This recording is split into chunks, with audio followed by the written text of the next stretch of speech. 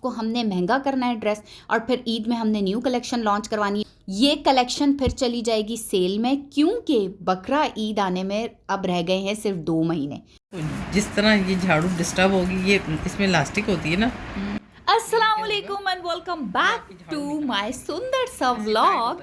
So guys, आज आप भी सोच रहे होंगे कि क्या मैंने स्क्रीन पे झाड़ू से शुरुआत की है, लेकिन एक आप लोगों के लिए ही बहुत ही यूज़फुल सी टिप थी, सो मैंने कहा कि मैं आपके साथ शेयर कर दूं। ये सीकों वाली, हम तो इस झाड़ू को कहते हैं सीकों वाली झाड़ू, आप हो सकता है इसको तिनकों वाली झाड़ू कहते हो, लेकिन जो भी चीज़ें, बस कॉन्सेप्ट समझना है कि देखिए जब ये हम मार्केट से लाते हैं ना, तो ये जिस तरीके से बंधी हुई होती है, इसको थोड़ा सा यूज़ करते हैं तो इसके तिनके बिखर जाते हैं, चीथड़े उड़ जाते हैं, झाड़ू बिखर जाती है। तो इस चीज़ को अवॉइड करने के लिए आपने क्या करना है, ऐसे लास्टिक की रबड़ जो होती है ना, लास्टिक होती है जो ट्राउजर्स में डालने वाली, इस झाड़ू को मार्केट से लाते ही आपने इस लास्टिक से बांध देना है, जैसे मैंने आपको पिछले क्लिप में दिखाया। फिर होगा ये कि भाई आप भले इस झाड़ू को जैसे भी यूज़ करो, चूँकि उस रबड़ में इलास्टिसिटी होती है, जैसे जैसे तिनके खुलेंगे वैसे वैसे वो लास्टिक भी जो है वो थोड़ा सा अपनी शेप उन्हीं तिनकों के हिसाब से जो है ना वो बढ़ाती जाएगी। बहुत प्यारी है। तो ये होता है फ़ायदा इससे कि बिल्कुल भी जो है ना झाड़ू आपकी ख़राब नहीं होगी, तिनके नहीं बिखरेंगे और पैसे बर्बाद नहीं होंगे। सो बस अभी ये वाला है रात का टाइम। आलू दिखाती हूँ कितना बड़ा आलू है बिरयानी में। और मैं खाऊंगी इस वक्त बहुत ही मस्त सी बिरयानी, और बिरयानी लश बनी हुई है। सो भाई यहाँ पर डे हो गया ख़त्म, और ये है जी नेक्स्ट डे का दोपहर, ये जी ठीक है। सो हमने जो है, मैं निकली हूँ अभी मार्केट डिफरेंट ब्रांड्स की शॉप्स पर। अब मैं जो हूँ ना, आपको साथ साथ डिफरेंट कपड़े दिखाती जाऊँगी। आपने क्या करना है कि साथ साथ कपड़े देखते जाना है प्राइसेस के साथ, और साथ ही साथ जो मैं आपको टिप बता रही हूँ कपड़े अच्छे से अच्छे ब्रांड के ख़रीदने की, लेकिन ऐसे के कम कीमत में आप ख़रीद लें, ठीक है ना। तो इस टिप को आपने गौर से सुनना है, लेकिन वो टिप बताने से पहले ना मैं आपके साथ अपना एक्सपीरियंस शेयर करना चाहती हूँ। I want to share a story with you. अभी जो है ना, मैं 15 दिन पहले भी ब्रांड्स की सारे शॉप्स को मैंने विज़िट किया था, प्राइसेस के साथ डिटेल में मैंने सारे ड्रेस देखे थे, और फिर वो 15 दिन गुजरे, फिर मैं ईद से 1 हफ़्ता पहले दोबारा गई थी ब्रांड्स की शॉप्स पर, और मैंने विज़िट किया, सारे प्राइसेस टैग्स के साथ ड्रेसेस दोबारा देखे। फिर मैं ईद से 3 दिन पहले अगैन गई ब्रांड्स की शॉप्स पे, और मैंने सारे कपड़े विद प्राइस टैग्स देखे। अब पता है मैंने क्या चीज़ फ़ील की, मुझे क्या चीज़ पता चली, यकीनन आप में से भी काफ़ी सारों को पता होगी, बट अब मैं जो हूँ आप लोगों को थोड़ा डिटेल में बताती हूँ। वो जो 15 दिन पहले मैं ब्रांड्स की शॉप्स पे गई थी और मैंने ड्रेसेस देखे थे, प्राइस टैग्स देखे थे, अब जब मैं ईद से 3 दिन पहले गई हूँ ना ब्रांड्स की शॉप्स पे, तो यार वो जो 15 दिन पहले वाले सारे कपड़े जो थे ना, वो इन्होंने डाल दिए थे सेल में, सही। और इन्होंने क्या किया कि अपनी ईद की न्यू कलेक्शन लॉन्च करवा दी, ठीक है। अब आई डोंट नो कि वो कितने दिन पहले लॉन्च करवाई, मैंने तो भाई ईद से 3 दिन पहले गई हूँ, तो 3 दिन पहले जाके देखिए कि न्यू कलेक्शन लॉन्च हुई है, जिसकी प्राइसेस भी भाई आसमानों से बातें कर रही हैं। और जबकि जो 15 दिन पहले मैं गई थी और मैंने जो ड्रेसेस देखे थे, उस वक्त उनकी प्राइसेस भी आसमानों से बातें कर रही थी, जो कि अब ईद की न्यू कलेक्शन लॉन्च होने पर डल गई थी सेल में, वो जो 15 दिन पहले वाली थी, और अब उनकी जो प्राइसेस है ना, वो बिल्कुल मतलब लो आ गई थी, यानी कि एक आम बंदा भी इजीली अफोर्ड कर सकता है अपनी पसंद का ड्रेस। सो ये तो एक बिज़नेस का तरीका है, मतलब कि आप जो है, इन्होंने ब्रांड्स को पता है कि भाई लोग हमें देखेंगे, लोग हमें ख़रीदेंगे भी, तो हमने जो है ये इतनी आम डेज़ में इसको हमने महंगा करना है ड्रेस, और फिर ईद में हमने न्यू कलेक्शन लॉन्च करवानी है, वो हम जब न्यू कलेक्शन के नाम पे लॉन्च करवाएंगे तो वो महंगी होगी, लोग उसी हिसाब से ख़रीदेंगे। सो अब भाई ये तो बिज़नेस है, ठीक है, बिज़नेस का तरीका है, उन्होंने तो करना है। अब आपने क्या करना है, अब ये टिप आपने याद रखनी है, और इस पर अब इंशाल्लाह मैं भी अमल करूँगी। अब देखें, ईद उल फित्र है, ईद उल फित्र कल या परसों अब ईद हो जाएगी। अब ईद के बाद जो ये ईद की कलेक्शन थी ना, ईद उल फित्र की, ये कलेक्शन फिर चली जाएगी सेल में, क्योंकि बकरा ईद आने में अब रह गए हैं सिर्फ 2 महीने। भाई श्योर है कि बकरा ईद के लिए ये लोग अपनी न्यू कलेक्शन सारे ब्रांड्स जो हैं वो लॉन्च करवाएंगे, ठीक है। अब वो जो बकरा ईद के लिए न्यू कलेक्शन लॉन्च करवाएंगे, वो फिर ऐसी होगी जो कि आसमानों से बातें कर रही होगी, जिनकी प्राइसेस, ठीक है। सो अब हमने ना उसमें पैसे नहीं वेस्ट करने, हमने क्या करना है कि ये जो छोटी ईद, यार मेरे मुंह पर मतलब मैं छोटी ईद कहती हूँ, इसको समझ जाओ, ठीक है, ईद उल फित्र की जो कलेक्शन है ना, अब हमने इसको सेल में जाने का हम वेट करेंगे। And just trust me guys कि ना बकरा ईद और ईद उल फित्र के बीच में सिर्फ 2 महीने का ही गैप है, तो आपको वेट लंबा नहीं करना पड़ेगा। ईद उल फित्र ख़त्म होते साथ ही ना मुझे तो लग रहा है विद इन 15 डेज़ ही ये ईद उल फित्र की न्यू कलेक्शन को सेल में डाल देंगे।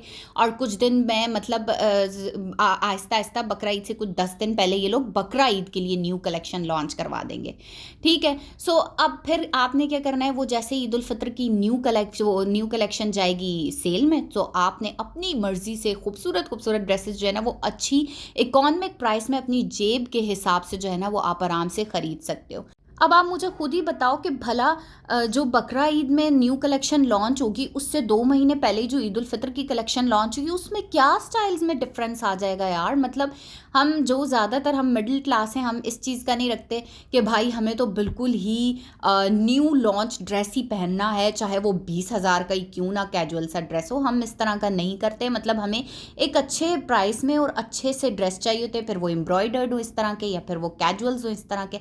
ठीक है ना। अब आप खुद ही देखो, जो 15 दिन पहले मैं गई और मैं ड्रेसेस देख कर आई जो उन्होंने अब ईद उल फित्र में सेल में डाल दिए सारे ब्रांड्स ने, तो यार उनमें मैं नहीं समझती कोई इतना ख़ास फ़र्क था। मतलब ऐसे ही थे यार, जैसे न्यू कलेक्शन आती है ईद उल फित्र की आई है वैसी ही वो 15 दिन पहले जो इन्होंने सेल में अब डाल दी थी, बिल्कुल कोई डिफरेंस नहीं है, एक जैसा है। सिर्फ प्राइसेस का डिफरेंस है, सिर्फ इस न्यू लॉन्च के नाम पर जो है ना वो प्राइसेस महंगी महंगी करके बेचे जा रही हैं। अब आप खुद देख लो मतलब आपने किस तरह से शॉपिंग करनी है, मैंने तो आपको बता दिया है। क्योंकि एक और चीज़, अब देखो जो ईद उल फित्र में इन्होंने न्यू कलेक्शन लॉन्च की है सारे ब्रांड्स ने, भला 2 महीने में उसमें कौन सा ऐसा तीर लग जाएगा कि फिर वो बकरा ईद में कोई और बहुत ही आसमान से न्यू कलेक्शन उतर जाएगी और उसमें जो है कोई ऐसी चीज़ें होंगी जो इस वाली कलेक्शन में नहीं है। अब आप यही वाला एम्ब्रॉयडर्ड ड्रेस जे डॉट का देख लो, तकरीबन 11,000 का। मतलब इतनी इस पर कोई ख़ास मुझे एम्ब्रॉयडरी ऐसी नहीं लग रही। हाँ चलो ये कह सकते हैं ये अपनी प्राइस पर इस तरह से पूरा उतर रहा है कि 3 पीस है, ऑर्गेन्जा का दुपट्टा है, साथ ही ट्राउज़र है। लेकिन इसी तरह से काफ़ी सारे ऐसे ड्रेसेस थे जो इतने ख़ास एम्ब्रॉयडर्ड नहीं थे यार, मगर उनकी प्राइसेस यही 12,000, 13,000, 14,000, 15,000। ठीक है, सो ये है कि बार बार इस तरह के ही कपड़े अफोर्ड इतनी महंगे करना हमारे लिए इस दौर में है मुश्किल। अब यही देख लो आप, ये 1 पीस 7,000 की शर्ट यार, 1 पीस 7,000 मतलब गज़ब खुदा का, कितनी ज़्यादा हाई प्राइसेस मतलब की हुई हैं इन्होंने ना। सो ये है ये अब ये वाला देख लो, कैजुअल 1 पीस शर्ट है और 4,000 की। चलो ये फिर भी मैं कहूँगी अफोर्डेबल है, लेकिन अब कैजुअल्स तो हम ईद में नहीं पहन सकते ना, ये भी तो आप देखें ईद में तो हमें एम्ब्रॉयडरी वाली चाहिए होते हैं। तो अब आपने क्या करना है कि बकरा ईद की शॉपिंग करते हुए ना ये ख्याल रखना है कि ईद उल फित्र ख़त्म होते ही जब आप देखें, विज़िट करें मार्केट में 1-2 बार, सेल आई है आप देखें तो आप उसमें से अपने बकरा ईद के लिए ड्रेसेस उठा लें। अब बकरा ईद के नई लॉन्च से जो आप ड्रेसेस उठाएंगे ना, सो आप समझो जितनी प्राइस में सिर्फ 2 ड्रेसेस उठाएंगे, आप सेल में उतनी ही प्राइस में 4 ड्रेसेस उठा सकते हैं। सो देखिए कितना फ़ायदा है। मतलब मैंने तो सोचा हुआ अब इस बार बकरा ईद में मैंने यही वाला काम करना है। सो खैर अब जो है ना मैंने क्या करना था कि थोड़ा सा चीज़ें इधर उधर की लेनी थी। मतलब थोड़ा मेरा कोल्ड ड्रिंक्स वगैरह कुछ पीने का था कि रात के लिए वो ले लूँ, और साथ में मैगी का पैकेट नहीं था, एंड मुझे मैगी पकौड़ास बनाने थे। मैगी पकौड़ा बहुत हमारे घर में शौक से खाए जाते हैं, मज़े के होते हैं। और इसके अलावा यार जो फ्रोज़न आइटम्स थे इतने महंगे हो गए। KNN's के सीख कबाब मैंने पता किए एंड उनकी प्राइस थी 1900। सो यार इतना मतलब महंगाई हो गई है। अब बल्कि मैं तो सोच रही हूँ कि अगर हम जो फ्रोज़न फूड आइटम्स है ना वो घर में बनाना शुरू कर दे तो ज़्यादा बेहतर है। फिर उसके बाद हम आ गए बैक टू होम, और उसके बाद ऑफ कोर्स रमज़ान है, रोज़े हैं, अफ्तारी है, सहरी है, एंड दिस इज़ इट। अब हम बनाएंगे आज, देखते हैं इफ्तारी में क्या है, चेक कर लेते हैं। इसी दौरान चैनल को आप सब्सक्राइब कर लो, वीडियो को लाइक कर लेना, शेयर कर लेना, अच्छे से कमेंट्स कर देना, ठीक है। और जी आज हमारे घर पे बन रहा है लौकी गोश्त। ओह माय गॉड, मतलब ज़्यादातर राइस बनते मगर आज नहीं बन रहे, बट इट्स ओके। और लौकी गोश्त बना रही थी मम्मा, उसके लिए जो है यखनी मम्मा ने गोश्त की निकाल दी थी, और ये वाला रखा हुआ है गोश्त। अब बनना स्टार्ट हुआ है, तो मैं पूरी तो रेसिपी नहीं बताऊंगी, बस ओवरऑल ऐसे ही देख लेते हैं। ये देखें बस थोड़ा सा बिल्कुल। अच्छा, लौकी गोश्त मम्मा बना भी बाबा के लिए रही थी क्योंकि हम में से तो कोई नहीं खाता। तो ये जो है लहसुन को पहले सौटे किया है, और इसमें फिर ये जो गोश्त है ये डालकर भून लेना है। वो जो टमाटर साथ में चॉप किए थे वो डालकर, ठीक है। और साथ ही साथ यार आपको पता है किचन में इधर उधर पकोड़े शकोड़े बनते हैं, तो उनके बेसन और टिप्पा टुप्पी ये सारी चीज़ें भी साफ़ करनी होती हैं। अच्छा खैर ये मैंने आपको दिखाया, लौकी भी डल गई, टमाटर सारे मसाले डालकर पहले लौकी भूननी है, फिर गोश्त डाल देना है, फिर वो भूनना है और फिर पानी डालकर इसको दोबारा से लिड लगा देना है।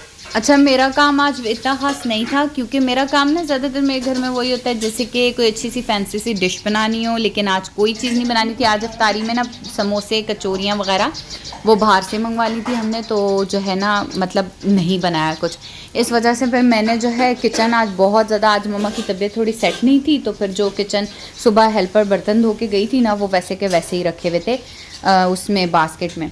फिर मैंने सबसे पहले जो है वो बास्केट्स खाली की हैं क्योंकि ये बात है ना यार, वीडियो बनाने में यही होता है कि मतलब आपने ना चीज़ों को भी जो है ना वो जगह पर मेंटेन करके रखना होता है, वरना जब बनाना शुरू करो ना तो अब इस वाली जगह पर तो ऐसा लग रहा है बम फटा हुआ है बट इट्स ओके। अब मैंने जो है ये सारा सामान अभी पहले सेट किया है और मैं चूँकि घर में जब मैं वापस आई थी ना तो मैं इतना ज़्यादा थक चुकी थी तो फिर मैं आकर सो गई थी। फिर मैं उठी ही शाम में इफ्तारी से 1 घंटा पहले, और ये वाली चीज़ जो है ना ये इफ्तारी से 1 घंटा पहले की वीडियो है। अच्छा एक और चीज़ कि मैं जो हूँ ना, जैसे लोग होते हैं ना मतलब वो इफ्तारी करके फिर उसके बाद जो है वो बाहर निकलना पसंद करते हैं, मतलब जैसे हिम्मत आ जाती है चलो अब जो है फिर बाहर निकलते हैं, चीज़ें देखते हैं इधर उधर मतलब।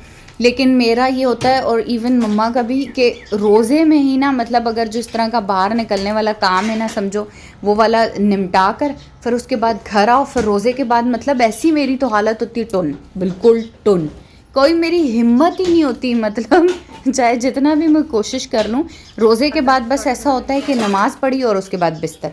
सो इस वजह से मेरी यही कोशिश होती है कि मैं ना दोपहर को ये वाले इस तरह का काम अगर कोई थोड़ा बहुत होता है ना तो वो निपटा लूँ। खैर ये हो गए हैं बर्तन कंप्लीट और आज मेरी बिल्कुल भी हिम्मत नहीं हो रही थी तो वापस आकर यार मैंने ना फेस पर भी कुछ भी नहीं लगाया, मतलब कोई दही शही कुछ भी इस तरह का जो थोड़ा मतलब इतनी धूप में फिरने के बाद बंदा थोड़ी स्किन केयर करता है ना वो मैंने नहीं की। खैर ये देखो आज हमारा पिंजरा खाली है, इसमें कोई मुर्गा मुर्गी नहीं है, जो मेरे व्लॉग्स रेगुलर देखते हैं उन्हें पता होगा वैसे इसमें होता है।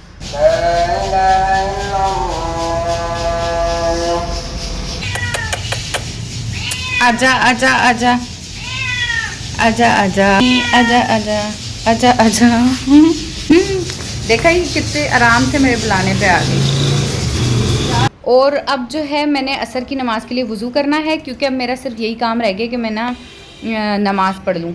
हाँ नहीं, नमाज़ पढ़ने के बाद मैंने कहा था कि आज फ्रूट्स वगैरह है ना जो वो मैं काट दूँगी क्योंकि वैसे मम्मा काटती हैं, तो मैं दूसरे पकोड़े भी मलाइका बनाती है, इसके अलावा कुछ और था। आज मेरा इरादा था मैं मैगी पकोड़े बनाऊँगी लेकिन फिर आज मैंने नहीं बनाए, कुछ हिम्मत ही नहीं लग रही थी, हिम्मत नहीं हो रही थी, थकन भी इतनी हो रही थी, तो मैंने कहा बस अभी छोड़ो आज। और वज़ू करते हुए इतने बुरे तरीके से मेरे ईयरिंग पे हाथ लगा और मेरा कान, ये मेरे जो अंदर डला हुआ है ना कान के अंदर जो टॉप्स है, ये जो अंदर वाला टॉप्स है ना इसमें ज़रा सा भी अगर उंगली भी लग जाए ना तो वो कान को बहुत बुरा दुखा देता है। फाइनली कॉटन पैड भी शुक्र अल्हम्दुलिल्लाह मिल चुका है।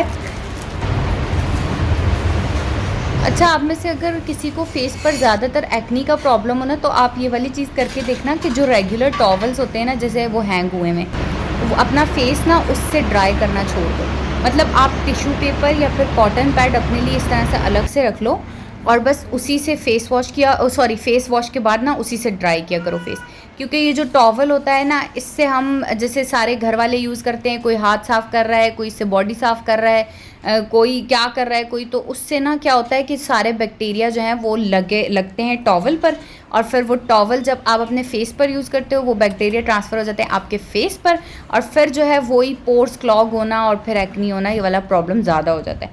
लेकिन यही अगर आप अपने लिए टिश्यू पेपर या कॉटन पैड अलग से रख देते हो ना, या फिर अगर ये आप अफोर्ड नहीं कर सकते तो कोई बात नहीं है, एक छोटा सा टॉवल आप बस अपने लिए अलग रख लो जो हर 3 दिन बाद वॉश कर लिया करो, लेकिन हो वो बस सिर्फ आपके फेस के लिए, मतलब ना उससे आप अपने हाथ साफ़ करो, ना कोई और उससे हाथ साफ़ करे, ना ही बॉडी साफ़ करे, तो इससे ना फिर आपका फेस अच्छा रहता है, ख़राब नहीं होता। खैर अब देखो मैंने सारा जो, अच्छा तरबूज आ चुका है, तरबूज का सीज़न आ चुका है क्योंकि रोज़े जब स्टार्ट हुए थे ना तो वो जो फ्रेश बहुत मज़े की स्ट्रॉबेरीज़ होती हैं उसका सीज़न था, है ना, मगर अब जो है तरबूज का सीज़न नहीं था, मगर अब ये जो कोई 16वां रोज़ा हुआ है कि 15वें रोज़े से ना अब तरबूज भी आ चुका है और तरबूज आया भी बहुत मीठा है यार, मतलब मुझे तो बहुत अच्छा लगा था। खैर आज हमने इफ्तारी में ये देखे चिकन रोल और कचौरी और समोसे बाहर से मंगवाए थे यार। एंड लिटरली चिकन रोल इतने मज़े के थे, बहुत मज़े के थे, क्योंकि उनके अंदर जो चिकन का मटेरियल था ना वो अच्छा था। क्योंकि मुझे बाहर के चिकन रोल इसलिए नहीं अच्छे लगते, वो चिकन का अंदर मटेरियल कम रख देते हैं, लेकिन ये बहुत मज़े के थे। खैर इफ्तारी की प्लेट सारी डन हो गई हैं गाइस।